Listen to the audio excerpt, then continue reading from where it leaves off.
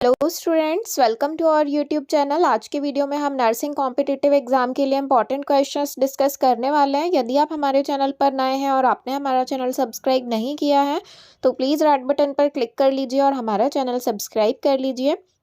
और यदि आप एमपीएनएचएम स्टाफ नर्स के लिए प्रीवियस ईयर क्वेश्चन पेपर की पीडीएफ परचेज करना चाहते हैं तो कॉन्टैक्ट नंबर आपको डिस्क्रिप्शन बॉक्स में मिल जाएगा, वहाँ पर कॉन्टैक्ट करके आप पीडीएफ परचेज कर सकते हैं।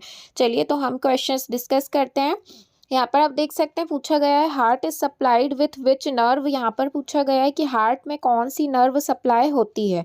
Option number A is a trigeminal nerve, option number B is abducens nerve, option number C is vagus nerve and option number D is trochlear nerve. तो यहाँ पर हमें बताना है कि हार्ट में कौन सी नर्व सप्लाई होती है इनमें से।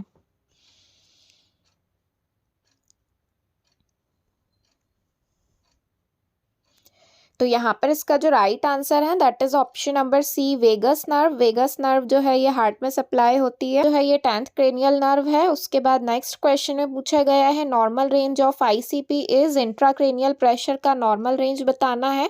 Option number A is 0 to 5 mm of H G, option number B is 5 to 10 mm of H G, option number C is 5 to 15 mm of H G and option number D is 15 to 20 mm of H जी।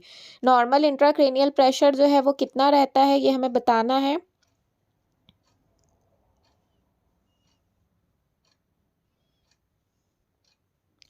तो यहाँ पर इसका जो right answer है that is option number C 5 to 15 mm of H G normal intracranial pressure रहता है। उसके बाद पूछा गया है if a nurse notes colourless drainage on dressing after surgery of brain tumour then which of the following is the prompt nursing action. यहाँ पर पूछा गया है कि यदि जो नर्स हैं जो कि ब्रेन ट्यूमर की सर्जरी के बाद यदि ड्रेसिंग करते टाइम कलरलेस ड्रेनेज देखने को मिल रहा है ड्रेसिंग करते टाइम, तो नर्सिंग एक्शन क्या लेना चाहिए। Option number is notify the physician, option number B is elevate the head of the bed, option number C is documentation and option number D is monitor the patient continuously। तो यहाँ पर हमें बताना है कि यदि ब्रेन ट्यूमर की surgery के बाद ड्रेसिंग करते टाइम कलरलेस ड्रेनेज देखने को मिल रहा है तो हम क्या एक्शन इसमें से लेंगे।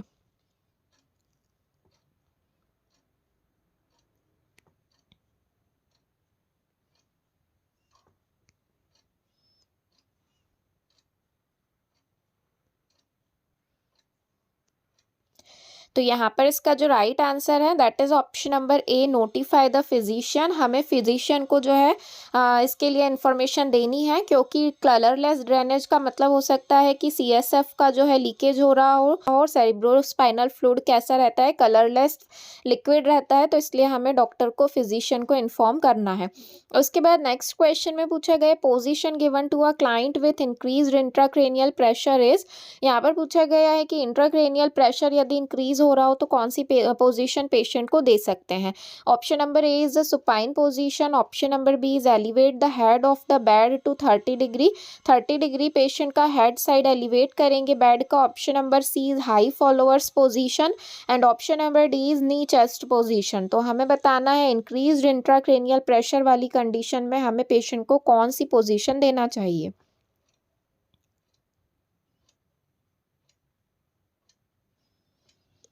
तो यहाँ पर इसका जो राइट आंसर है that is option number B elevate the head of the bed to 30 degree. हमें पेशेंट का अगर क्या हो रहा है इंट्राक्रेनियल प्रेशर जो है वो इंक्रीज आ रहा है तो हमें पेशेंट का जो बेड रहेगा उसका हेड साइड 30 डिग्री हमें क्या कर देना है, एलिवेट करना है। उसके बाद पूछा गया है all of the following measures are used to decrease brain oedema except. यहाँ पर पूछा गया है कि ब्रेन एडिमा को डिक्रीज करने के लिए ये सभी मेडिसिन ड्रग्स यूज किए जाते हैं सिर्फ किसी एक को छोड़कर। तो यहाँ पर हमें बताना है कि ब्रेन एडिमा को डिक्रीज करने के लिए ये सभी यूज होते हैं सिर्फ किसी एक को छोड़कर।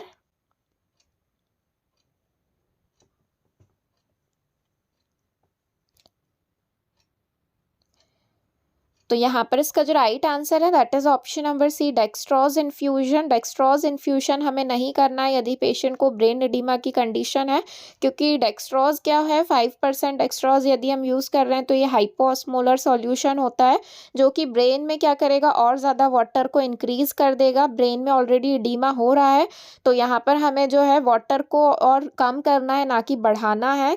क्योंकि इंट्राक्रेनियल प्रेशर क्या हो रहा है, इंक्रीज हो रहा है। तो यहाँ पर हमें डेक्स्ट्रोज सॉल्यूशन जो है ये पेशेंट को एडमिनिस्टर नहीं करना है।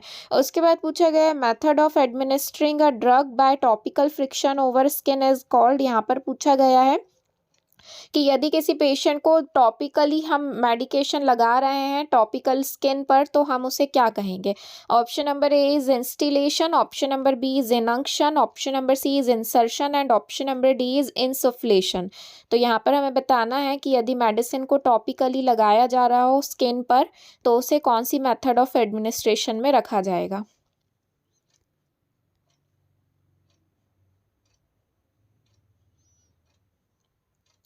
तो यहाँ पर इसका जो राइट आंसर है that is option number B inunction. यदि हम क्या कर रहे हैं, जो भी ऑइंटमेंट वगैरह रहते हैं जिन्हें स्किन पर हम लगाते हैं, तो वो इनंक्शन मेथड कहलाता है। उसके बाद पूछा गया है D dimer test is used to rule out the presence of. यहाँ पर पूछा गया है जो डी डिमायर टेस्ट है वो किस चीज़ को फाइंड आउट करने के लिए कराया जाता है। Option number A is blood clot, option number B is tumour, option number C is glucose and option number D is immunoglobulins.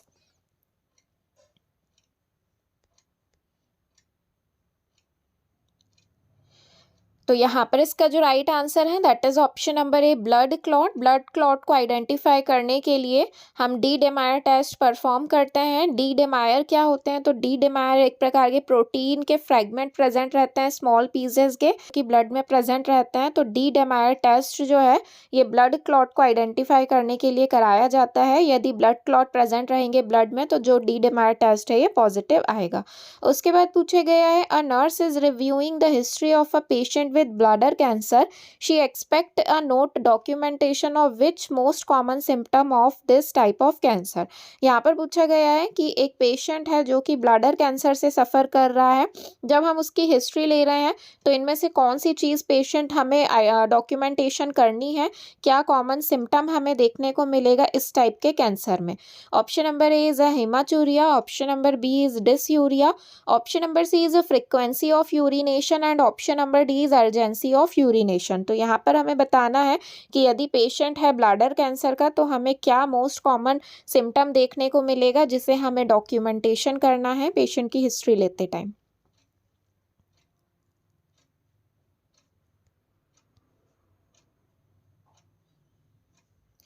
तो यहाँ पर इसका जो राइट आंसर है that is option number A haematuria. Haematuria मतलब urine के साथ क्या प्रेजेंट है, ब्लड प्रेजेंट है तो उसे हेमाचूरिया कहा जाता है। और ब्लैडर कैंसर वाली कंडीशन में हेमाचूरिया का कॉमन सिम्टम्स देखने को मिलेगा। उसके बाद पूछा गया है normal haemoglobin of neonate is. यहाँ पर पूछा गया है न्यूनेट का नॉर्मल हीमोग्लोबिन कितना HB रहता है। Option number A is 11 to 16 gram per DL, option number B is 14 to 16 gram per DL, option number C is 17 to 20 gram per DL and option number D is 10 to 12 gram per DL। तो यहाँ पर हमें normal neonate का haemoglobin बताना है।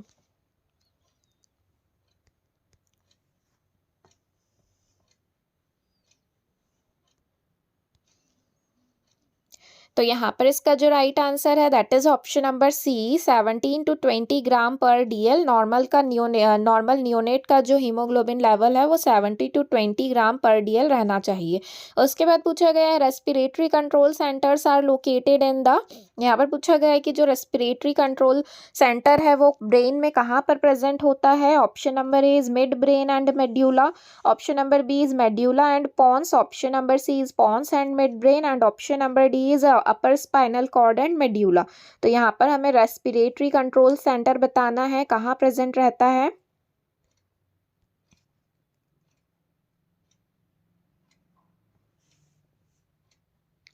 तो यहाँ पर इसका जो राइट आंसर है that is option number B medulla and pons. Medulla and pons वाले रीजन में रेस्पिरेटरी कंट्रोल सेंटर प्रेजेंट होता है।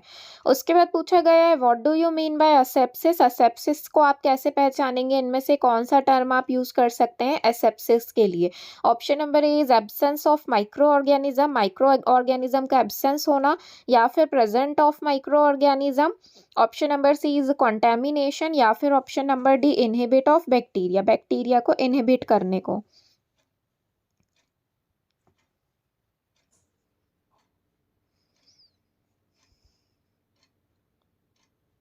तो तो यहाँ पर इसका जो राइट आंसर है that is option number A, absence of micro organism. Asepsis मतलब होता है कि कोई भी माइक्रो ऑर्गेनिज्म है वो प्रेजेंट ना हो, फ्री फ्रॉम माइक्रो ऑर्गेनिज्म या एब्सेंस ऑफ माइक्रो ऑर्गेनिज्म हम बोल सकते हैं ए सेप्सिस के लिए। उसके बाद पूछा गया है how should we sterilise the disposable syringe, catheter and needles. यहाँ पर पूछा गया है कि यदि हमें सिरिंज, कैथेटर और निडल्स को स्टेरलाइज करना हो, डिस्पोजेबल सिरिंज, कैथेटर, निडल्स को, तो हम कौन सी मेथड के द्वारा कर सकते हैं। Option number A is chemical method, option number B is dry heat sterilisation, option number C is ultraviolet method and option number D is boiling method. तो यहाँ पर हमें बताना है डिस्पोजेबल सिरिंज, कैथेटर या निडल्स हैं तो उसे कैसे स्टरलाइज कर सकते हैं।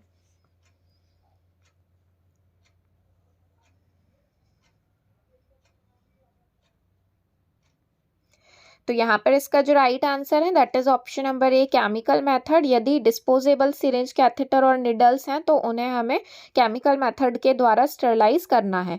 उसके बाद पूछा गया है what is stomach wash. Stomach wash किसे कहा जाता है। Option number A is lavage, option number B is gavage, option number C is irrigation and option number D is all of these.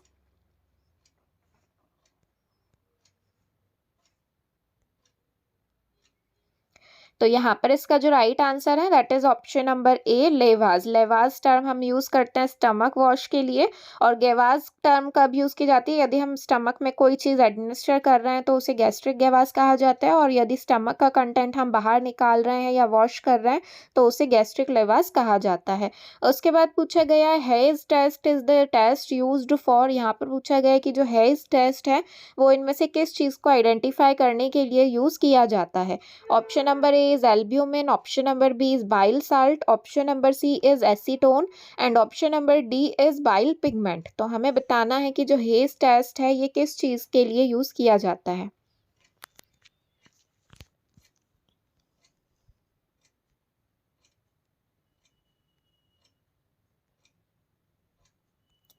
तो यहाँ पर इसका जो राइट आंसर है that is option number B, bile salt. Bile salt को urine में identify करने के लिए हेज टेस्ट परफॉर्म किया जाता है। यदि यूरिन में क्या प्रेजेंट हो, बाइल साल्ट प्रेजेंट हो, उसे डिटेक्ट करना हो तो उस टाइम पर हम हेज टेस्ट यूज़ करते हैं। उसके बाद पूछा गया the causative agent of plague is. Plague का कॉजेटिव एजेंट कौन सा होता है। Option number A is mosquito, option number B is mycobacterium tuberculae, option number C is Yersinia pestis and option number D is mycobacterium leprae.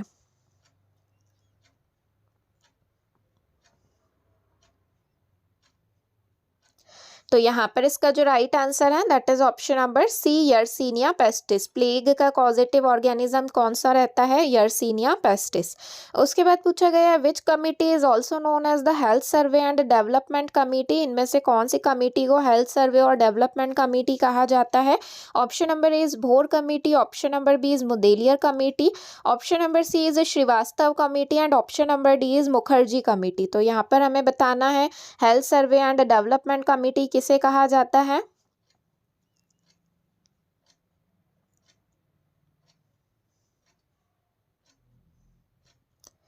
तो यहाँ पर इसका जो राइट आंसर है that is option number A, Bhore committee. Bhore committee को ही health survey and development committee कहा जाता है। उसके बाद पूछा गया है mulberry stones are a type of stones seen in. यहाँ पर पूछा गया है कि जो मलबरी स्टोन्स हैं ये कौन से टाइप के स्टोन्स हैं, कहाँ पर देखने को मिलते हैं। Option number A is gall bladder, option number B is urinary tract, option number C is stomach and option number D is all of the above. तो यहाँ पर हमें बताना है मलबरी स्टोन्स जो हैं ये कहाँ देखने को मिलते हैं।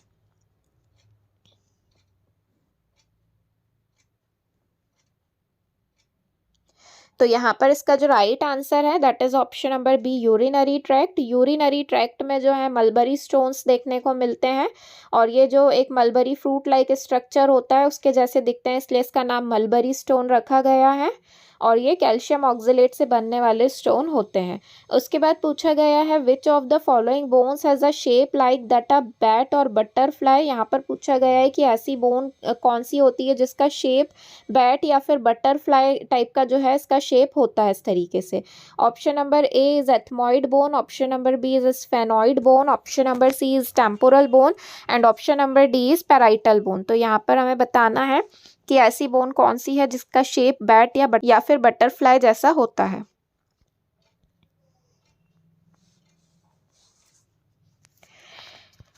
तो यहाँ पर इसका जो राइट आंसर है that is option number B, sphenoid bone. जो स्फेनॉइड बोन होती है इसका शेप बैट और बटरफ्लाई के जैसा रहता है। उसके बाद पूछा गया है which of the following terms given below describe a fungal infection of the scalp. यहाँ पर पूछा गया है कि स्कैल्प में होने वाला फंगल इन्फेक्शन इनमें से क्या कहलाएगा। Option number A is tinea capitis, option number B is tinea corporis, option number C is tinea cruris and option number D is tinea pedis.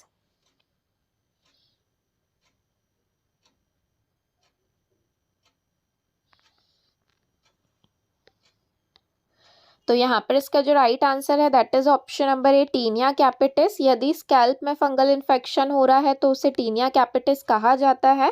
यदि स्किन में फंगल इन्फेक्शन हो तो उसके लिए टीनिया कॉर्पोरिस टर्म यूज़ की जाती है। यदि जेनाइटल एरिया में फंगल इन्फेक्शन हो रहा हो तो उसके लिए टीनिया क्रूरिस टर्म यूज़ की जाती है। और यदि फुट में, सोल में यदि फंगल इन्फेक्शन हो रहा है तो उसके लिए टीनिया पेडिस टर्म यूज़ की जाती है।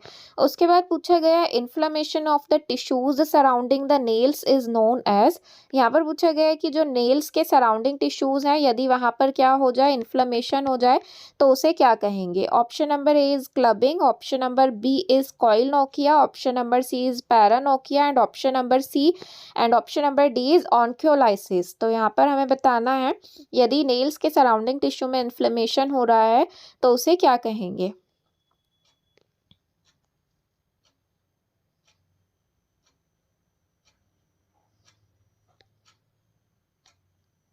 तो यहाँ पर इसका जो राइट आंसर है that is option number C, paronychia. यदि नेल्स के सराउंडिंग टिश्यू में इन्फ्लेमेशन होता है तो उसे पैरानोकिया कहा जाता है। उसके बाद नेक्स्ट क्वेश्चन में पूछा गया है absence of ganglionic cells in the colon is a feature of. यहाँ पर पूछा गया है कि यदि कॉलॉन में मतलब लार्ज इंटेस्टाइन में क्या हो, गैंग्लियोनिक सेल्स जो हैं वो एब्सेंट हो जाएं तो उन्हें क्या कहा जाता है, कौन सी डिसीज कंडीशन होती है गैंग्लियोनिक सेल्स के एब्सेंट होने पर। Option number A is ulcerative colitis, option number B is Hirschsprung disease, option number C is anorectal malformation and option number D is hydrocephalus. तो यहाँ पर हमें बताना है कि गैंग्लियोनिक सेल्स के एब्सेंट होने पर कौन सी डिसीज कंडीशन होती है।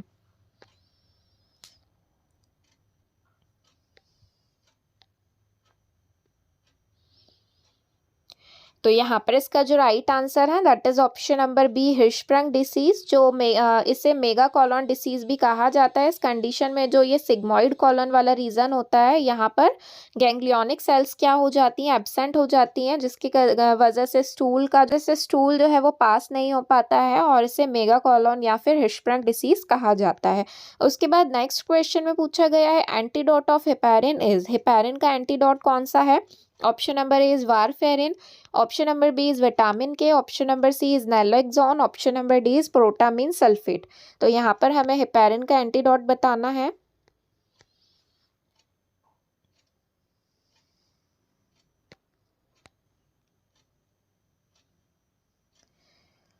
तो यहाँ पर इसका जो राइट आंसर है that is option number D, protamine sulphate. Heparin का एंटीडोट जो है ये पूछा जाता है एग्जाम में, प्रोटामीन सल्फेट जो है इसका राइट आंसर है। उसके बाद पूछा गया है what immediate nursing intervention will you take in case of blood reaction.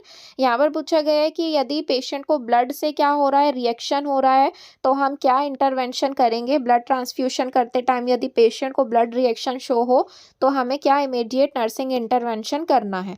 Option number A is inform the physician, physician को इन्फॉर्म करेंगे, या फिर option number B stop the transfusion immediately and monitor vital sign, blood transfusion को stop करेंगे और vital sign check करेंगे, या फिर option number C inform blood bank, blood bank में इन्फॉर्म करेंगे, या फिर option number D monitor vital sign, या फिर हमें वाइटल साइन मॉनिटर करना चाहिए।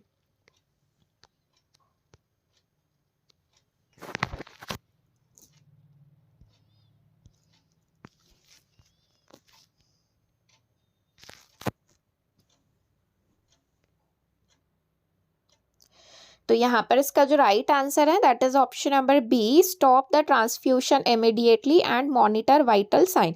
यदि ब्लड ट्रांसफ्यूशन करते टाइम पेशेंट को जो है ब्लड रिएक्शन देखने को मिले तो हमें तुरंत क्या करना है, जो भी ब्लड ट्रांसफ्यूशन हम कर रहे हैं उसे स्टॉप कर देना है और वाइटल साइन हमें पेशेंट के मेजर करना है। उसके बाद पूछा गया है drug of choice in increased ICP intracranial pressure is. यहाँ पर पूछा गया है यदि पेशेंट का जो इंट्राक्रेनियल प्रेशर है वो इंक्रीज रहे तो हम इनमें से कौन सा मेडिकेशन एडमिनिस्टर करेंगे। Option number A is IV mannitol, option number B is IV phenytoin, option number C is IV diazepam and option number D is IV nitroglycerin.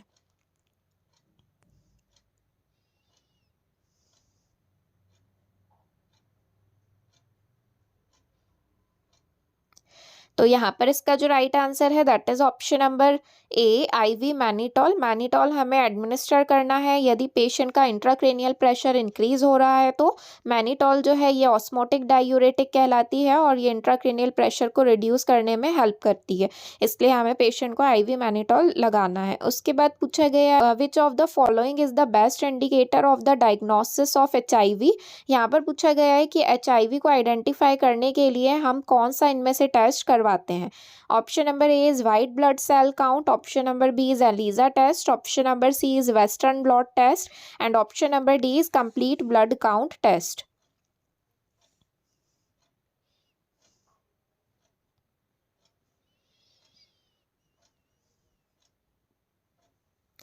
तो यहाँ पर इसका जो राइट आंसर है that is option number C, western blot test. HIV को diagnose करने के लिए हम वेस्टर्न ब्लॉट टेस्ट कराते हैं।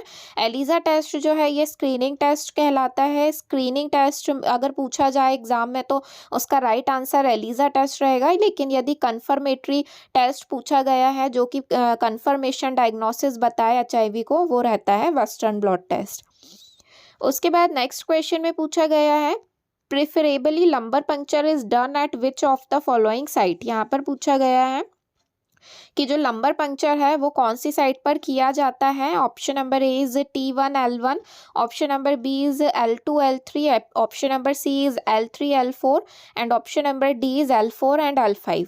तो यहाँ पर हमें बताना है कि जो लंबर पंक्चर हम करते हैं एनेस्थेशिया देने के लिए वो कौन सी साइट पर किया जाता है।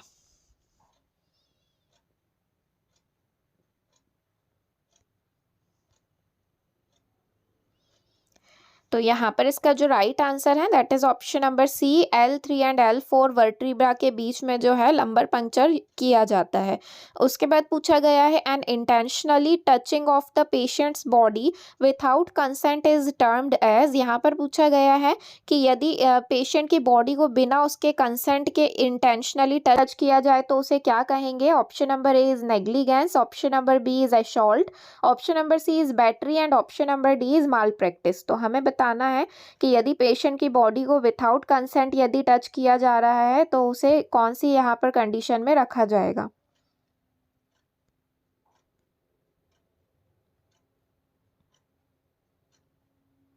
तो यहाँ पर इसका जो राइट आंसर है that is option number C, battery. यदि पेशेंट की बॉडी को बिना उसके कंसेंट के इंटेंशनली टच किया जाए तो उसे बैटरी कहा जाता है। फिर उसके बाद नेक्स्ट क्वेश्चन में पूछा गया है which of the following is a screening method for cancer of cervix. यहाँ पर पूछा गया है यदि सर्विक्स के कैंसर का स्क्रीनिंग मेथड करना हो तो कौन सी मेथड यूज करेंगे। Option number A is a CA-125, option number B is Pap smear test, option number C is PSAT prostate specific antigen test या फिर option number D CEAT carcinoma embryonic antigen test.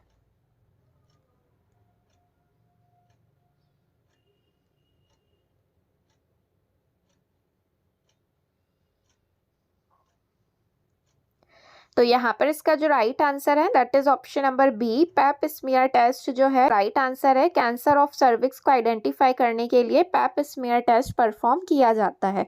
उसके बाद पूछा गया है normal platelet count in human body is. Human body में normal platelet count कितना रहना चाहिए। Option number A is 4 to 6 lakh, option number B is 1 to 4 lakh, option number C is 50 to 80,000 and option number D is 25 to 50,000। तो यहाँ पर हमें normal platelet count बताना है ह्यूमन बींग्स में।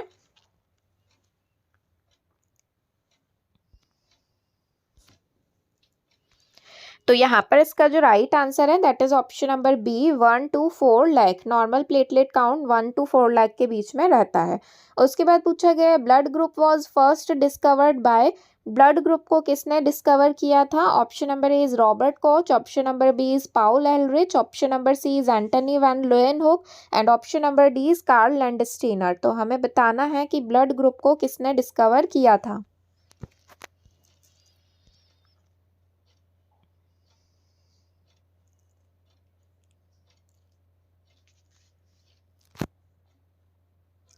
तो यहाँ पर इसका जो राइट आंसर है that is option number D, Karl Landsteiner ने 1901 में ब्लड ग्रुप को डिस्कवर किया था।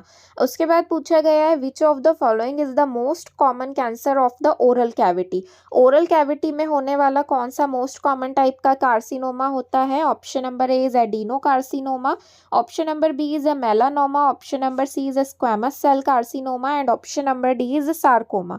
तो ओरल कैविटी में होने वाला मोस्ट कॉमन टाइप कैंसर कौन सा है, इनमें से हमें बताना है।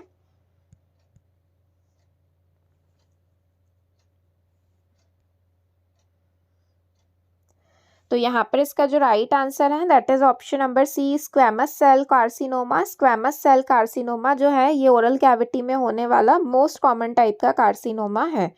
उसके बाद पूछा गया है an immovable joint is called. यहाँ पर पूछा गया है कि ऐसा जॉइंट जो कि मूव ना करता हो, मूवमेंट ना होते हो उसमें, उसे क्या कहा जाएगा? Option number A is amphiarthrosis, option number B is diarthrosis, option number C is synarthrosis and option number D is polyarthritis.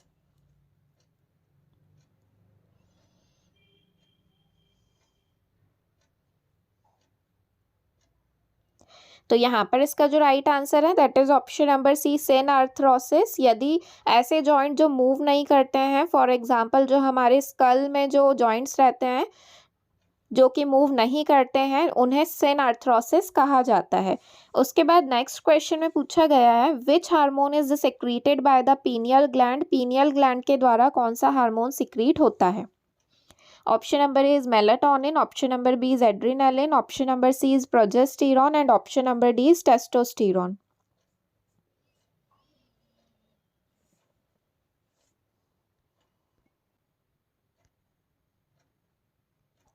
तो यहाँ पर इसका जो राइट आंसर है that is option number A, melatonin.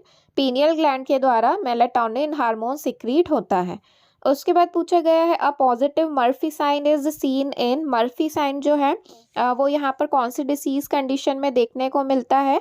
Option number A is appendicitis, option number B is pancreatitis, option number C is cholelithiasis and option number D is कॉलीसिस्टाइटिस।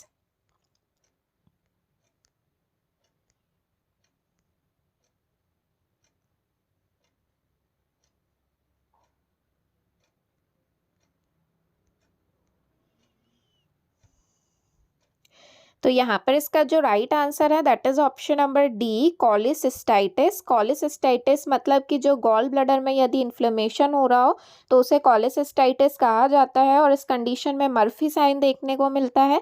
Murphy sign क्या होता है कि जो हमारे एब्डोमेन में right hypochondriac reason होता है, वहाँ पर यदि हम पेशेंट को क्या करेंगे, बोलेंगे कि डीप ब्रीथ ले पेशेंट और उसे होल्ड करके रखे और उसके बाद हमें फिजिकल एग्जामिनेशन करना है, पेशेंट का राइट हाइपोकॉन्ड्रिक रीजन में पाल्पेट करना है। यदि पेशेंट डीप ब्रीथ लेगा और ब्रीथिंग को होल्ड करेगा, उस टाइम पर यदि हम राइट हाइपोकॉन्ड्रियक रीजन में पाल्पेट करेंगे तो पेशेंट को पेन फील होगा, जिससे मर्फी साइन कहा जाता है और ये कॉलीसिस्टाइटिस वाली कंडीशन में देखने को मिलता है। उसके बाद पूछा गया है if glaucoma is left untreated it leads to. यहाँ पर पूछा गया यदि ग्लूकोमा को ट्रीट ना किया जाए तो वो आगे चल के क्या कॉम्प्लिकेशन कॉज कर सकता है?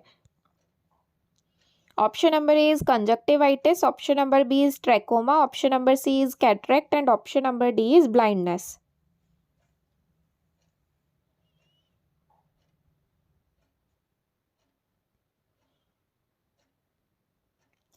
तो यहाँ पर इसका जो राइट आंसर है that is option number D, blindness. यदि ग्लूकोमा को ट्रीट ना किया जाए तो उसका कॉम्प्लिकेशन ब्लाइंडनेस हो सकता है। तो आज की वीडियो में हमने नर्सिंग कॉम्पिटिटिव एग्जाम के लिए कुछ इंपॉर्टेंट क्वेश्चंस डिस्कस किए हैं। यदि आप और क्वेश्चंस देखना चाहते हैं तो हमारे चैनल पर प्लेलिस्ट क्रिएट की हुई है एमपीएनएचएम स्टाफ नर्स की, वहाँ पर जाकर आप और क्वेश्चंस देख सकते हैं। और यदि आप एमपीएनएचएम स्टाफ नर्स के लिए प्रीवियस ईयर क्वेश्चन पेपर की पीडीएफ परचेज करना चाहते हैं तो कॉन्टैक्ट नंबर आपको डिस्क्रिप्शन बॉक्स में मिल जाएगा, वहाँ पर कॉन्टैक्ट करके पीडीएफ परचेज कर सकते हैं। Thank you.